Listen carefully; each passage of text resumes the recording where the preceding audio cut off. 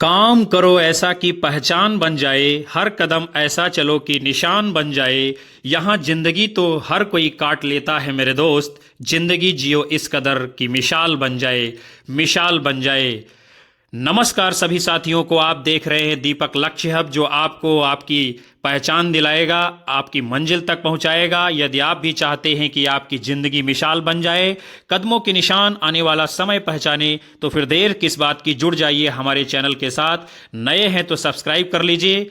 हम लेकर आए हैं हिंदी साहित्य के इतिहास से जुड़े वैकल्पिक प्रश्नों को, जो आपकी सभी परीक्षाओं में लाभदायक सिद्ध होंगे। कक्षा की शुरुआत करने से पहले निवेदन है कि अपने सभी साथियों को दबाकर वीडियो एक बार शेयर कर दीजिए, लाइक कर कमेंट कर दीजिए।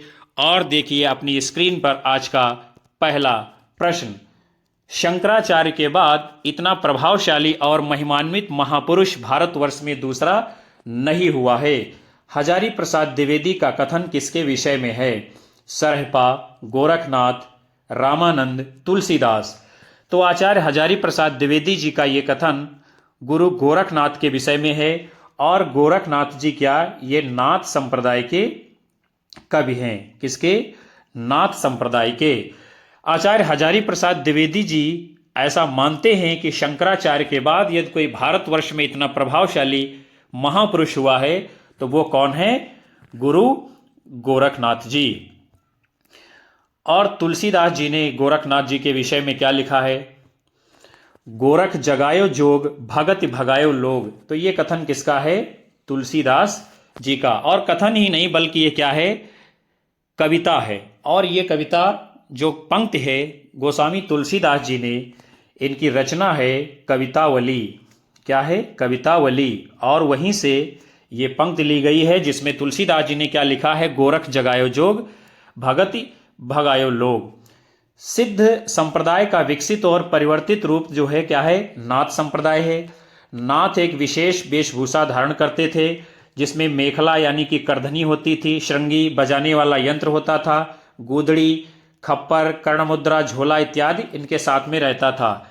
और इनकी जो प्रमुख पहचान थी, ये लोग क्या है? कान छेद कर कुंडल पहनते थे, इसलिए ये कनफटा योगी कहलाते थे, जैसे कि आपके मुख्यमंत्री योगी आदित्यनाथ जी हैं।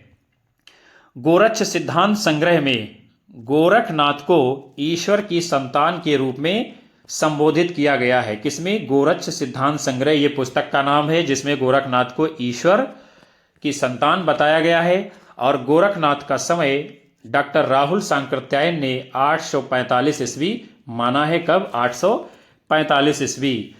गोरखनाथ की प्रमुख रचनाएं हैं। आचार्य हजारी प्रसाद द्विवेदी जी ने गोरखनाथ के 28 ग्रंथों का उल्लेख किया है, जिनमें प्रमुख हैं अमनस्क योग, गोरक्ष कल्प, गोरक्ष शतक, गोरक्ष संहिता, महार्थ मंजरी, ज्ञानामृत योग, योग चिंतामणि, विवेक मार्तंड, हठ योग और हठ संहिता। अगला है डॉक्टर दशरथ शर्मा आदि कुछ विद्वान पृथ्वीराज रासो के किस संस्करण को मूल मानते हैं? मूल यानी कि असली मानते हैं, वास्तविक मानते हैं। बृहत्तम संस्करण जिसमें जो है 16,306 छंद हैं, मध्यम संस्करण 7,000 छंद हैं, लघु संस्करण 3,500 छंद हैं और सबसे छोटा संस्करण जो है उसमें 1,300 छंद है। तो डॉक्टर जो दशरथ शर्मा, ये जो सबसे छोटा संस्करण है यानी 1,300 छंदों का, इसी को क्या है? मूल यानी कि वास्तविक मानते हैं। मथुरा प्रसाद दीक्षित ने जो मध्य संस्करण है, जिसमें क्या है 7,000 छंद है, इसको प्रामाणिक मानते हैं, मध्य संस्करण को। बृहत रूपांतरण जो 16,306 छंदों का है, यह सर्वाधिक अप्रामाणिक माना गया है। और पृथ्वीराज रासो के रचनाकार कौन है? चंदबरदाई। और इसी को क्या है? हिंदी का पहला जो है महाकाव्य माना जाता है और चंदबरदाई को पहला महाकवि माना गया है। इनका जन्म जो है 1168 ईस्वी में लाहौर में हुआ था। किसका? चंदबरदाई जी का। इनका वास्तविक नाम जो है पृथ्वी भट्ट है। पृथ्वीराज रासो में 69 समय हैं। समय मतलब जैसे रामचरितमानस में कांड हैं, जिसमें आदि पर्व है, यानी आदि पर्व का समय है 10वां समय। 20वां समय जो है पद्मावती समय बहुत ही महत्वपूर्ण है। 57वां समय कैमास वध है, जो कि सर्वाधिक मार्मिक है, और 61वां समय कनौज समय है। कनौज मतलब जो कन्नौज से संबंधित है। 65वां जो समय है वो क्या है? विवाह समय। 69वां है महोबा युद्ध समय, जहां पर क्या है? महोबा में युद्ध का वर्णन किया गया है। माता प्रसाद गुप्त, दशरथ ओझा, हजारी प्रसाद द्विवेदी ने पृथ्वीराज रासो को अर्ध प्रामाणिक माना है, जबकि रामचंद्र शुक्ल, कविराजा श्यामल दास ने इसको अप्रामाणिक माना है, और श्याम सुंदर दास, मिश्रबंद, मोहनलाल, विष्णुलाल पंड्या पृथ्वीराज रासो को प्रामाणिक मानने वाले विद्वान हैं। यानी इसकी प्रामाणिकता और अप्रामाणिकता के संदर्भ में जो है 3 प्रकार के मत पाए गए हैं। अगला है बीसल देव रासो के संपादनकर्ता इनमें से कौन है? आचार्य शुक्ल एवं दशरथ शर्मा एवं हजारी प्रसाद द्विवेदी, माता प्रसाद गुप्त एवं अगरचंद नाहटा, हजारी प्रसाद द्विवेदी एवं अगरचंद नाहटा। तो बीसल देव रासो यह जो ग्रंथ है, इसका जिन्होंने संपादन कार्य किया है वो है माता प्रसाद गुप्त और अगरचंद नाहटा जी। और बीसल देव रासो ये जो ग्रंथ है, इसको 14वीं शती की विक्रमी में लिखा गया है, और इसके रचनाकार कौन है? नरपति नाल है। यह सुप्रसिद्ध रचना जो है 4 खंडों में विभक्त है। कितने? 4 खंडों में। प्रथम खंड में इसके मालवा नरेश भोज परमार की पुत्री राजमती से सांभर नरेश बीसल देव विग्रहराज के विवाह का वर्णन है। यानी कि जो है राजमती का विवाह बीसल देव जी से होता है प्रथम खंड में। और जो द्वितीय खंड है, इसमें बीसल देव जो राजमती से रूठकर उड़ीसा चला जाता है। तीसरे खंड में राजमती का विरह वर्णन है, और चौथे खंड में क्या है? भोजराज द्वारा पुत्री राजमती को वापस ले आना तथा बीसल देव के द्वारा राजमती को चित्तौड़ वापस लाने का वर्णन किया गया है। बीसल देव ये जो रासो है, इसका प्रकाशन हिंदी परिषद प्रकाशन इलाहाबाद विश्वविद्यालय इलाहाबाद से प्रकाशित हुआ था, और इसका प्रकाशन माता प्रसाद गुप्त तथा अगरचंद नाहटा के द्वारा 1953 ईस्वी में संपादित कर किया गया था। आगे चलते हैं। आदिकालीन कवि जो हैं अमीर खुसरो विषय कौन सा तथ्य सही नहीं है? नहीं पर आपको विशेष ध्यान देना है, नहीं पर आपको गच्चा नहीं खाना है। उनकी पहेलियां और मुकरियां 2 सुखने हिंदी साहित्य में प्रसिद्ध हैं। उनकी रचनाओं में खड़ी बोली काव्य भाषा बनने का प्रयास कर रही थी। उन्होंने जनजीवन के साथ घुल मिलकर काव्य रचना की है। उनका लक्ष्य जनता को धर्मोपदेश देना मात्र था। तो अमीर खुसरो के संबंध में जो तथ्य सही नहीं है वो है विकल्प डी। उनका लक्ष्य जनता को धर्मोपदेश देना नहीं था, बल्कि उनका लक्ष्य क्या था? जनता का मनोरंजन करना।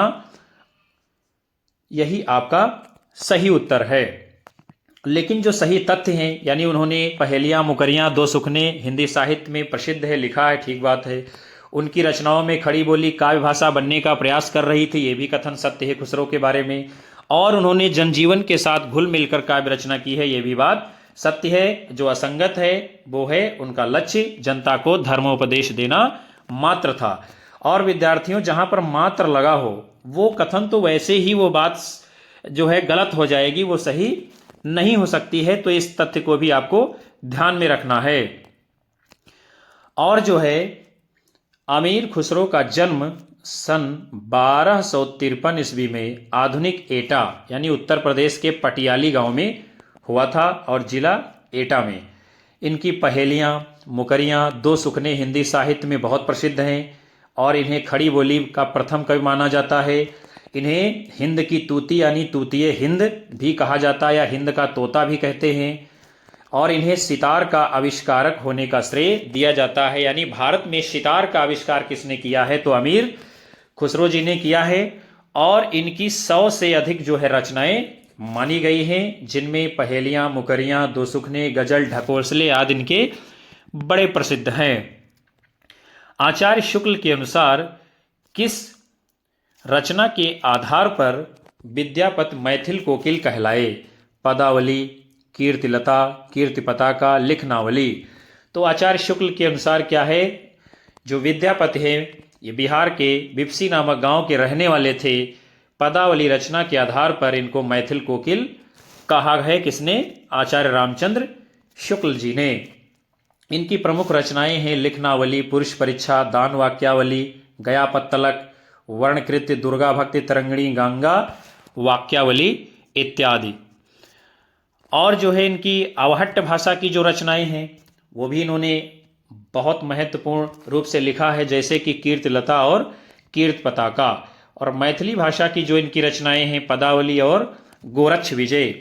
दुर्गा भक्ति तरंगिणी ने विद्यापति के पिता गणपत ठाकुर की अधूरी रचना है। ये कौन सी? दुर्गा भक्ति तरंगिणी।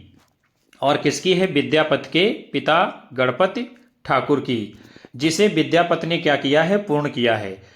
कीर्तिलता विद्यापति की पहली रचना मानी जाती है।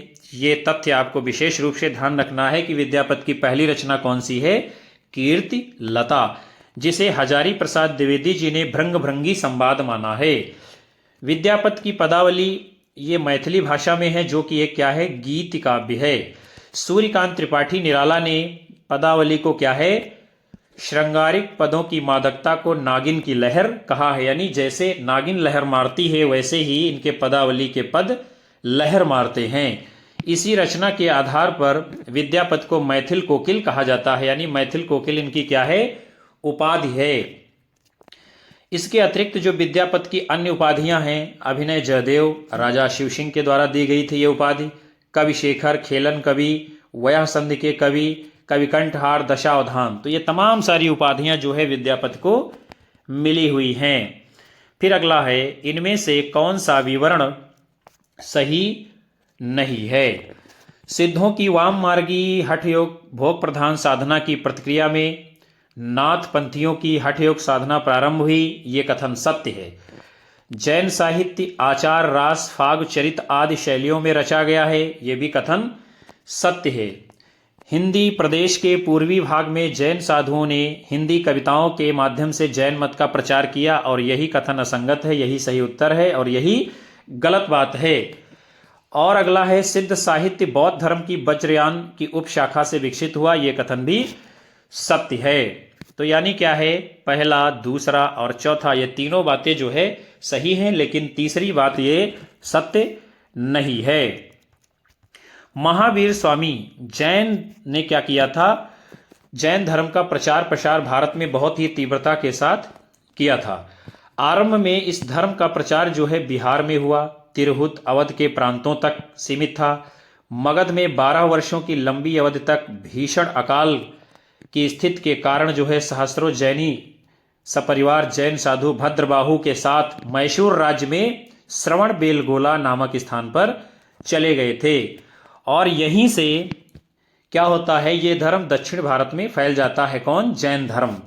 कुषाण काल में मथुरा जैन धर्म का केंद्र बन गया था, और यहीं से धीरे धीरे जो है गुजरात, कठियावाड़ में आगे फैल जाता है।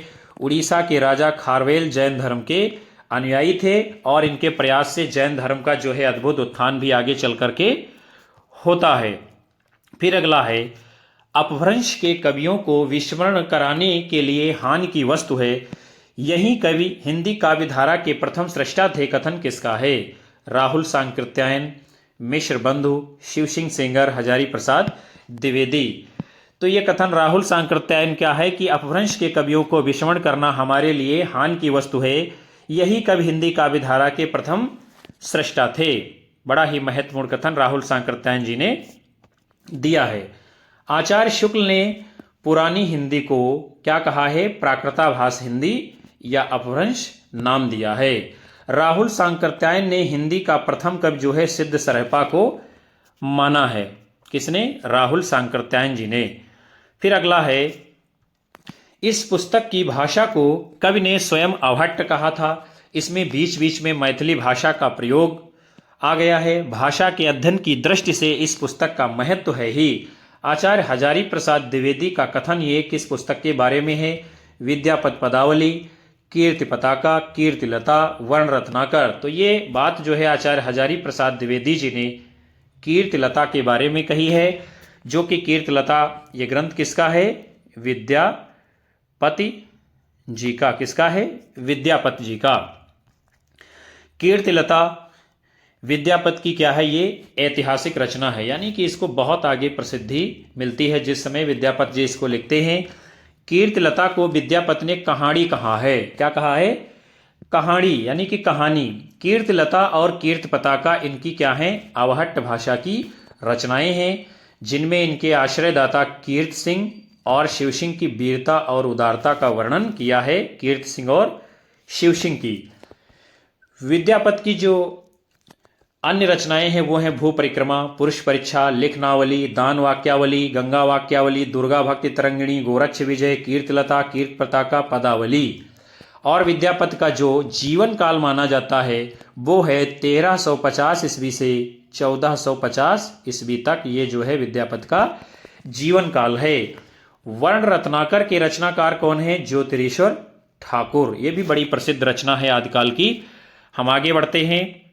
साधारणतः सन ईस्वी की 10वीं से लेकर 14वीं शताब्दी तक के काल को हिंदी साहित्य का आदिकाल कहा जाता है। यानी हिंदी के प्रारंभिक काल के विषय में ये कथन किस विद्वान का है? हजारी प्रसाद द्विवेदी, रामचंद्र शुक्ल, राम कुमार वर्मा, डॉक्टर नगेंद्र। तो ये कथन जो है ईस्वी की 10वीं से लेकर 14वीं शताब्दी तक आदिकाल कहा गया है, हजारी प्रसाद द्विवेदी का है। हिंदी साहित्य का आदिकाल जो इनका ग्रंथ है उसी में इस कथन को आचार्य हजारी प्रसाद द्विवेदी जी ने कहा है। और जो है इस युग के नाम जो है आचार्य हजारी प्रसाद द्विवेदी ने दिया है, यानी आदिकाल को आदिकाल। रामचंद्र शुक्ल जो है आदिकाल को वीरगाथा काल कहते हैं। राम कुमार वर्मा आदिकाल को चारण काल कहते हैं। डॉक्टर नगेंद्र जो है क्या कहते हैं कि वास्तव में आदिकाल ही ऐसा नाम है जिसे किसी न किसी रूप में साहित्यकारों ने स्वीकार किया है। यानी क्या है? अधिकतम विद्वानों ने आदिकाल को आदिकाल ही कहा है, जो कि नाम आचार्य हजारी प्रसाद द्विवेदी जी ने दिया है। फिर अगला प्रश्न है, चौपाई दोहे का सबसे पुराना प्रयोग शायद यही है। जो कुछ पुराना साहित्य उपलब्ध है उससे लगता है कि पूर्वी प्रदेश के बौद्ध सिद्धों ने ही इस शैली में लिखना शुरू किया था। सरहपा के विषय में यह कथन किसका है? राहुल सांकृत्यायन, राम कुमार वर्मा, रामचंद्र शुक्ल, हजारी प्रसाद द्विवेदी। तो सरहपा जो कि आदिकाल के सिद्ध साहित्य के कवि हैं, उनके विषय में यह कथन हजारी प्रसाद द्विवेदी का है कि चौपाई दोहे का सबसे पुराना प्रयोग शायद यही है। जो कुछ पुराना साहित्य उपलब्ध है उससे लगता है कि पूर्वी प्रदेश के बौद्ध सिद्धों ने ही इस शैली में लिखना शुरू किया था। और जो है सरहपा की एक बड़ी ही महत्वपूर्ण कविता की पंक्ति है, पंडिय साल सत्त बखाणई देहई रुद्ध बसंत न जाणई के आधार पर हजारी प्रसाद द्विवेदी ने यह बात जो है कही थी सरहपा के संदर्भ में। फिर अगला है, सुमेलित नहीं है, यानी क्या है? जो सही नहीं है उसको आपको पहचानना है। तो चंदन वाला रास ये आसक कवि की रचना है, ये बात सही है। उक्त व्यक्ति प्रकरण ये दामोदर कवि की रचना है, ये भी बात सही है। वर्ण रत्नाकर ज्योतिरीश्वर ठाकुर की रचना है, ये भी सही है। और जो गलत है वो है स्थूली भद्र रास, ये जो है विजय सेन सूर्य की रचना नहीं है, बल्कि यह किसकी रचना है? जिनिधर्म सूर्य की। और ये इनका रचना काल कब करते हैं? इस रचना का 1209 ईस्वी में। विजय सेन सूर्य ने 1231 ईस्वी में रेवंत गिरिरास नाम का जो है एक ग्रंथ भी लिखा है, जो कि बहुत ही प्रसिद्ध हुआ आगे चल करके। और कुछ रचनाएं और उनके रचना काल को भी हम देखते हैं, जैसे कि चंदन वाला रास, इसको 1200 ईस्वी में लिखा है किसने? आसब कवि ने। स्थूल भद्र रास इसको 1209 ईस्वी में लिखा है किसने? जिनिधर्म सूर्य ने। रेवंत गिरिरास 1231 ईस्वी में लिखा है किसने? विजय सेन सूर्य ने। और उक्त व्यक्ति प्रकरण 12वीं शताब्दी का उत्तरार्ध किसने लिखा है? दामोदर पंडित ने। और वर्ण रत्नाकर ये 1324 ईस्वी में लिखा हुआ ग्रंथ है किसने? ज्योतिरीश्वर ठाकुर ने। तो ये भी क्या है? बहुत ही महत्वपूर्ण ग्रंथ हैं, उनके रचनाकार हैं और उनके प्रकाशन हैं। फिर आगे है, कुवलय माला कथा के लेखक कौन है? सोमप्रभ सूरि, उद्योतन सूरि, धर्म सूरि, मुनिजिन विजय। तो कुवलयमाला कथा ये रचना किसकी है? उद्योतन सूरि जी की। धर्म सूरि ने जम्बू स्वामी रास की रचना की है। सोमप्रभ सूरि ने कुमारपाल प्रतिपोध की रचना की है। मुनिजिन विजय ने शालिभद्र सूरि द्वारा रचित भरतेश्वर बाहुबली रास को हिंदी जैन रास परंपरा का आदि काव्य माना है, यानी कि जो है पहला काव्य ग्रंथ माना है। कुवलयमाला की रचना उद्योतन सूरि ने, जो कि क्या है, जालौर में रहकर 778 ईस्वी में की थी। फिर जो है हम आगे बढ़ते हैं। पुष्य या पुंड को हिंदी का प्रथम कवि किस आलोचक ने माना है? राहुल सांकृत्यायन, दशरथ ओझा, रामविलास शर्मा, शिवसिंह सेंगर। तो पुष्य या पुंड को हिंदी का प्रथम कवि जिस आलोचक ने माना है उनका नाम है ठाकुर शिवसिंह सेंगर। इनके ग्रंथ का नाम है शिवसिंह सरोज, जो कि 1883 ईस्वी में लिखा गया था। और इसी ग्रंथ में क्या बताया है कि पुष्य या पुंड जो है हिंदी के प्रथम कवि हैं। पुष्य या जो पुंड है इनके बारे में जो है शिवसिंह सेंगर जी ने लिखा है कि ये हिंदी के पहले कवि हैं। उसके साथ साथ में राहुल सांकृत्यायन ने 7वीं शताब्दी में, यानी कि 769 ईस्वी के लगभग, सरहपाद को हिंदी का प्रथम कवि माना है। और इनकी रचना क्या है? दोहा कोश। डॉक्टर गणपत चंद्र गुप्त ने शालिभद्र सूरि को, यानी इनकी रचना है भरतेश्वर बाहुबली रास को लिखा है। और क्या है? शालिभद्र सूरि को ही हिंदी का प्रथम कवि माना है। किसने? डॉक्टर गणपत चंद्र गुप्त जी ने। मिश्र बंधु ने गोरखनाथ को हिंदी का प्रथम गद्य लेखक माना है। राम कुमार वर्मा ने स्वयंभू को हिंदी का प्रथम कवि माना है। आचार्य रामचंद्र शुक्ल ने राजा मुंज को हिंदी का प्रथम कवि माना है। ये भी जो है प्रश्न बार बार विभिन्न परीक्षाओं में पूछे जाते हैं कि किसने किसको हिंदी का प्रथम कवि स्वीकार किया है। अगला प्रश्न है, रत्नाकर जोपम कथा पुस्तक का संबंध किससे है? महायानी सिद्ध, वज्रयानी सिद्ध, नाथ, जैन। तो रत्नाकर जोपम कथा ये जो पुस्तक है इसका संबंध जो है वज्रयानी सिद्धों से माना गया है। और क्या है? वज्रयान को आगे जो है 2 भागों में विभाजित किया गया है। पहला है हीनयान शाखा और दूसरा है महायान शाखा। और हीनयान शाखा को ही वज्रयान शाखा के नाम से जाना जाता है। किसको? हीनयान शाखा को। बौद्ध धर्म में बढ़ते हुए तांत्रिक प्रभाव के चलते बौद्ध धर्म की एक जो है नई शाखा के रूप में वज्रयान का आगे विकास होता है। इसमें मंत्रों और तांत्रिक क्रियाओं के द्वारा मोक्ष प्राप्ति का विधान प्रस्तुत किया गया है। बौद्ध धर्म की वज्रयान शाखा के कवियों द्वारा अपने धर्म का प्रचार और प्रसार करने के लिए जो साहित्य जन भाषा में लिखा गया था उसे ही क्या कहा गया है? आगे चल करके सिद्ध साहित्य कहा गया है। और जन भाषा उसको कहते हैं जो लोगों के बीच में जन जन तक पहुंचनी चाहिए, जो जन सामान्य की भाषा हो, जो सबकी समझ में आनी चाहिए। फिर अगला है प्रश्न आपका, जेहाल मिसकी मुकुंद गालुफ दुराए नैना बनाए बतियां। इस प्रसिद्ध पंक्ति के रचनाकार हैं अमीर खुसरो, कबीर, रज्जब, मलिक मोहम्मद जायसी। तो ये पंक्ति जो है बहुत ही प्रसिद्ध है हिंदी साहित्य की, जिसके लेखक यानी कि रचनाकार कौन है? अमीर खुसरो जी। अमीर खुसरो को क्या है? तूतिए हिंद अर्थात हिंद का तोता कहा जाता है। खुसरो की पहेलियां, मुकरियां, खालिक बारी, दो शुकने, गजल आदि बहुत ही प्रसिद्ध हैं और इनकी 100 से अधिक रचनाएं लिखी हुई मानी जाती हैं। कबीर की प्रसिद्ध पंक्ति है, जब मैं था तब हरि नहीं, अब हरि है मैं नाही। रज्जब दादू दयाल के प्रिय शिष्य थे, जिस पर रज्जब ने एक जो है दोहा लिखा था, दाई जैसा गुरु मिला, शिष्य रज बसा जान। और क्या है? मलिक मोहम्मद जायसी सूफी कवि थे। किस प्रकार के थे? सूफी कवि थे, जिन्होंने पद्मावत महाकाव्य लिखा है, जो कि क्या है? ठेठ अवधी भाषा में लिखा गया है। जायसी की अन्य रचनाएं हैं अखरावट, आखिरी कलाम, कहरनामा, चित्ररेखा इत्यादि। फिर अगला है निर्भय भीम व्यायोग के लेखक कौन हैं? धनपाल, राजशेखर, धर्मप्रभ सूरी, रामचंद्र सूरी। तो निर्भय भीम व्यायोग के लेखक कौन हैं? रामचंद्र सूरी जी। यह जो है क्या है? रूपक ग्रंथ है। रूपक मतलब इसका अर्थ होता है एक प्रकार से नाटक की तरीके से है, जिसमें भीम द्वारा वनवास में बकासुर को मारने की कथा है।